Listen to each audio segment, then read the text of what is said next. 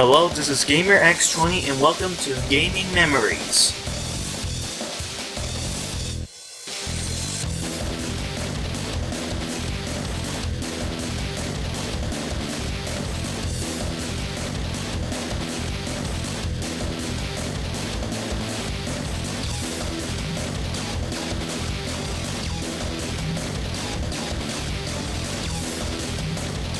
Today on Gaming Memories, we're going to talk about a skateboarding game that brought back the skating genre during the late 90s.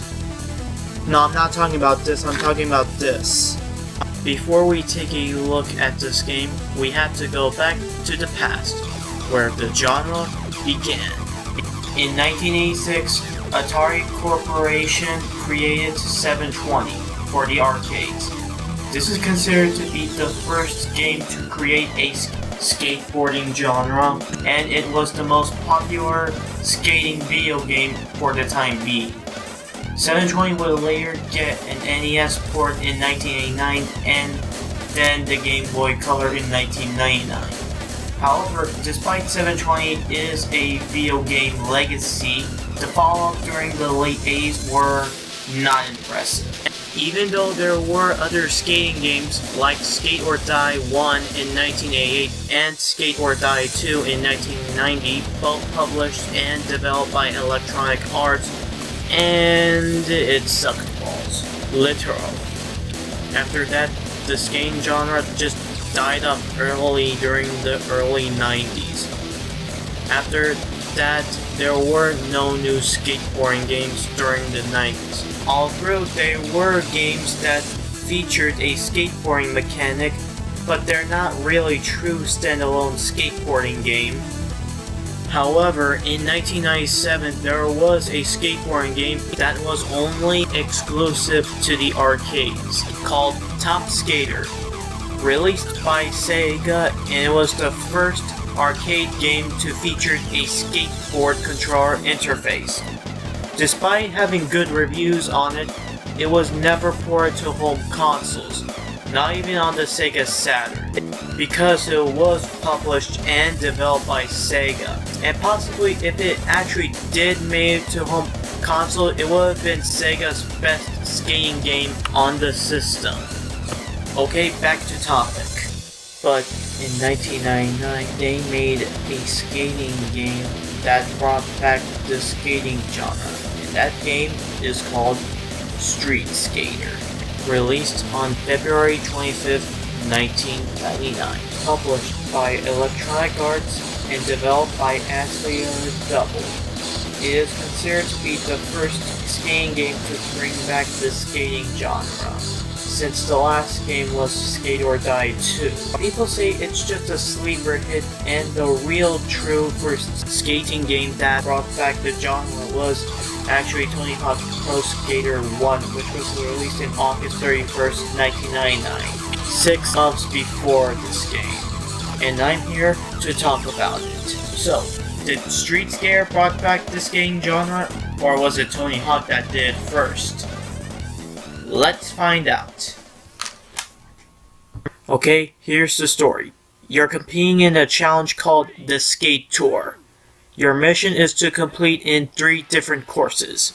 You choose 4 skaters at the beginning of the game. See if each skater who wins the competition and becomes the true street skater. And that's the story. Yep, what a short story. Now, the graphics and presentation.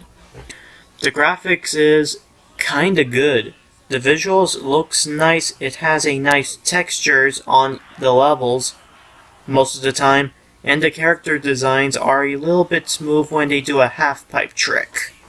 Yeah, I really have nothing else to say that it's good by 1999 standards. Okay, now the presentation. The bottom right is your speed meter, the upper right is your time limit, and finally the upper left is the high score meter, meaning that you need to reach enough points in order to proceed in the next level. The total time, which indicates how many minutes you were on this track, and the trick score, which is your score meter, indicates how many points you need to reach the high score. And also there is a replay mechanic when you use these buttons, the pause button and the slow button. The pause button is really much of a pause move to pause the game. Yeah, I really got nothing else to say. And the slow mirror is when the game slows down and shows your move set, which is kind of pretty decent. And really, that's all the replay mechanic does. It just shows you the moves, and that's pretty much it. Nice touch, but I've seen better. And that's it. There's really nothing else to say. Man, this is really getting fast. The only two topics I have left is music and gameplay. But however, I cannot talk about music because all the musics were all copyrighted by band members. If I even play one of their songs, I might get demonetized. So, the only thing left is the gameplay. At least it won't be short because I really have something to talk about. When you start the game, you choose 4 different skaters. TJ, who's good at cornering and accelerate but lacks jump power and max speed. Jerry, who has a good jump power and max speed but lacks concerning and accelerate. Ginger, which she's well balanced and probably your first choice to pick her. And Frankie, who has a good jump power and accelerate but lacks cornering and max speed. After you choose your skater, you go to the select a board. They don't have their own power or stamina, it's just a different paint job. That's all. Once you're all set, you go on to your first round, LA. The gameplay is nothing like the Tony Hawk games. Example, you can't do tricks while you're jumping. The only way you could do tricks is jumping on those ramps. If you jump on a red ramp, you do a special move.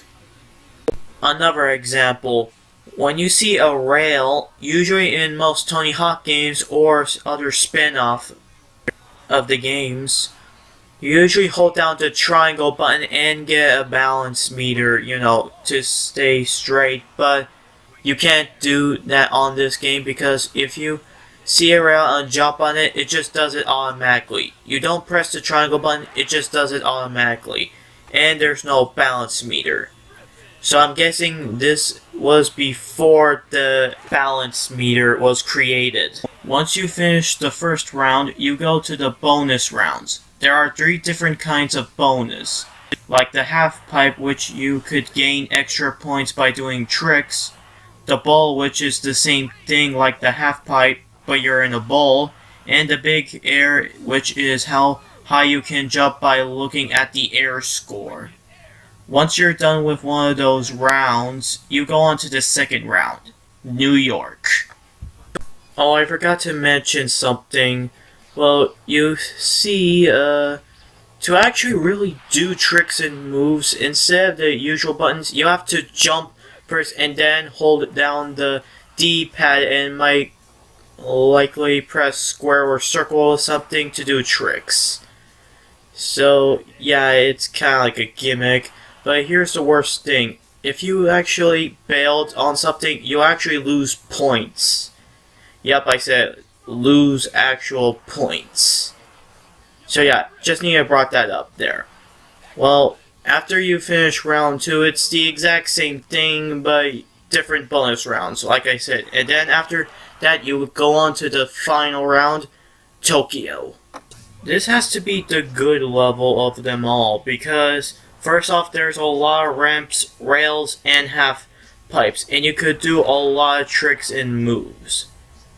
Well, during the first and third section of it. The second section is, I know there's a half pipe, but really there's no rails or ramps to jump on. So yeah, that's kinda suck. After you finished all 3 rounds, the sign says the gates are open in other levels, and you'll have to beat it again in the next Street Skate Tour. And this is one major flaw in the game. Repetitive. Despite opening other gates, you may think there might be a lot more ramps, rails, or half pipes, but no, most of them just don't have rails or pipes at all. So what's the point of opening the gates? And most importantly, why is half of the gates you open consistently involves blank nothing or jumping on pipes and stuff? And even when they actually put out ramps or rails, it's very minimum. So yeah, these gates sucked. Literally. Now for the ending. I never bothered playing this game 100% complete because one of the street tour challenges was so hard that I quit. But just for Pete's sakes, I'm actually going to show off the ending on YouTube. So get ready.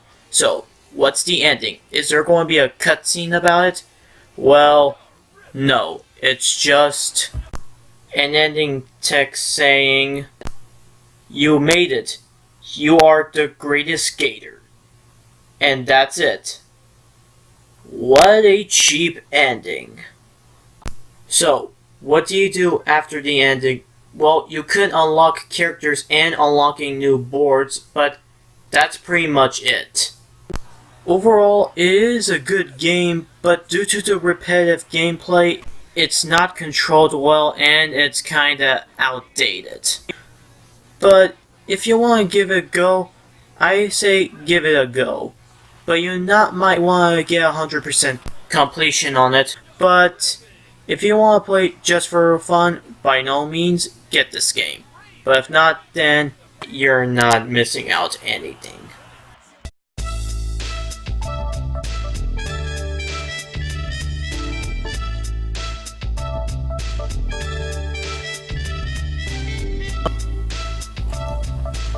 So, what do I think about this game?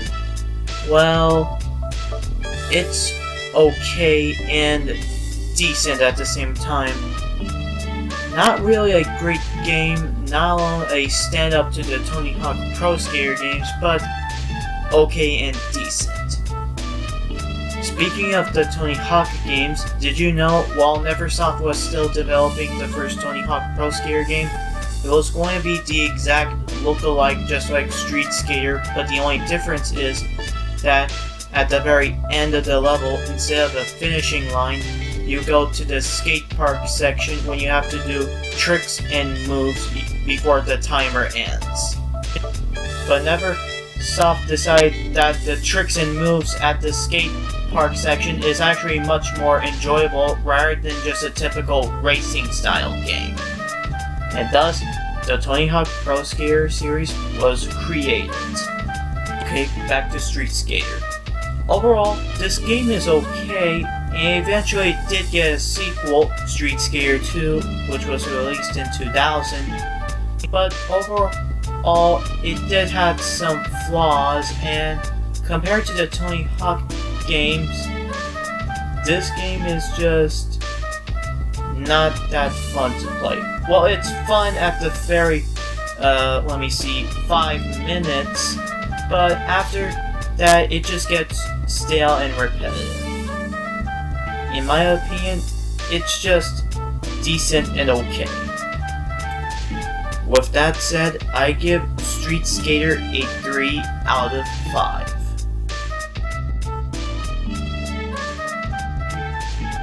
This is GamerX20, and I'll see you next time. Thanks for watching.